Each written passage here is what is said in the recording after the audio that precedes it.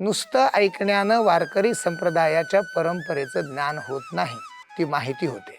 माहिती आणि ज्ञान याच्यात खूप फरक आहे. माहिती ही फक्त ट्रान्सफर करायला असते, आपण घ्यायची दुसऱ्यांना द्यायची, त्याचा उपयोग तितका होत नाही.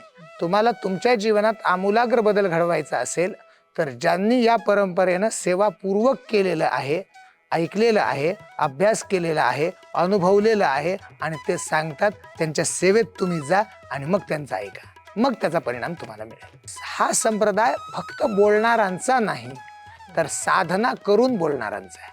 म्हणून जे साधना करून बोलतात त्यांच्यावर बिलीव्ह केलं पाहिजे. ज्यांना स्वार्थ नाही, संत आपण पाहतो की संतांचं जीवन की ज्यांनी स्वतः करता म्हणून काही ठेवलेलं नाही, अशा प्रकारचं व्यक्तिमत्व हे ओळखू येतं.